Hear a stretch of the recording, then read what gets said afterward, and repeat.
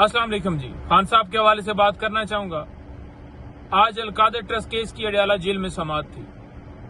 हमें बताया गया कि सिक्योरिटी खदशात की वजह से समाअत मुलतवी की जा रही है। ये कैसे सिक्योरिटी के खदशात हैं?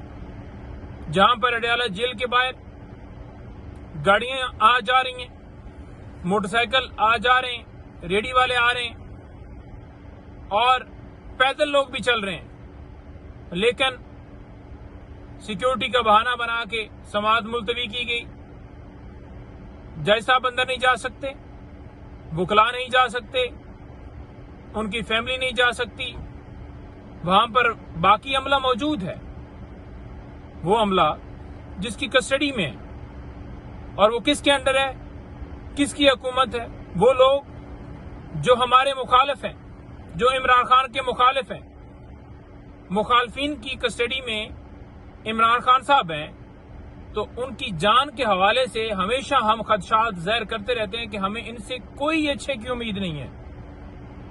उनके हाथों में खान साहब की कभी भी जान जो है वो महफूज नहीं हो सकती। राना सनाउल्लाह और दीगर उनके रहनुमा हमेशा धमकियां भी खुलेआम देते रहते हैं, तो लिहाजा हमें बताया जाए, जेन्युइन वजह बताई जाए, ये क्यों बहाने ड्रामे बनाए जा रहे हैं।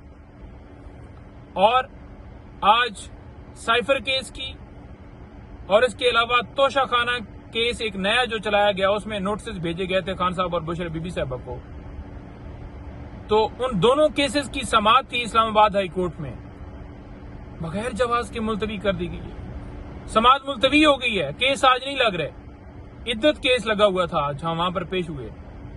इद्दत केस के अंदर रिजवान अब्बासी डेनमार्क चला गया है। रिजवान अब्बासी जो खावर मानिका का वकील है, वो भाग गया। तो जब अदालत में कहा गया कि वो भाग गए तो बड़ा बुरा लगा उनको, तो वो भाग गया। हमारी तरफ से दलाइल मुकम्मल हो गए। अदालत ने कहा है कि वीडियो लिंक के जरिए अगर वो होना चाहते हैं तो 1-2 दिन में बता दें, और वीडियो लिंक के जरिए उन्हें क्या मसला है वो हो। ये सिर्फ और सिर्फ एक साजिश रचाई गई है, ये सिर्फ और सिर्फ एक प्लान बनाया गया है, जिस प्लान का मतलब ये है कि केसेस में डिले किया जाए, केसेस को मुलतवी किया जाए, केसेस को लटकाया जाए।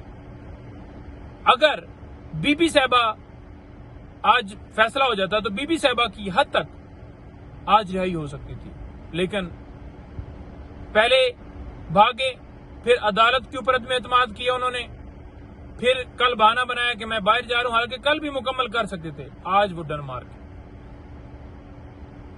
ये सूरत हाल चल रही है केसेस के अंदर। 3 ऐसे केसेस जिनमें आज मैंने दलाल दी है। ये 3 कौन से केसेस थे?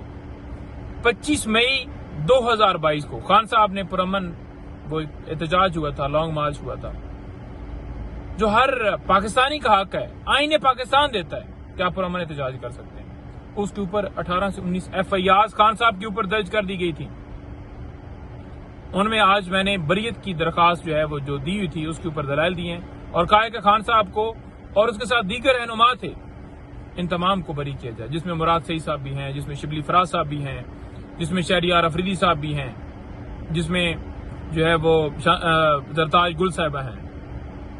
मुख्तलिफ रहनुमाओं की तरफ से मैंने आज दलाइल दी है, तो आज उनमें फैसला महफूज हुआ है। उम्मीद है कि वो, क्योंकि बाकी बरी हो चुके हैं मुख्तलिफ केसेस इसी नौइयत के, खान साहब के ऊपर ये सेम FIR मुख्तलिफ जजेस ने बरी किए हैं, तो उम्मीद है कि आज जो फैसला आएगा उसमें बरीयत होगी।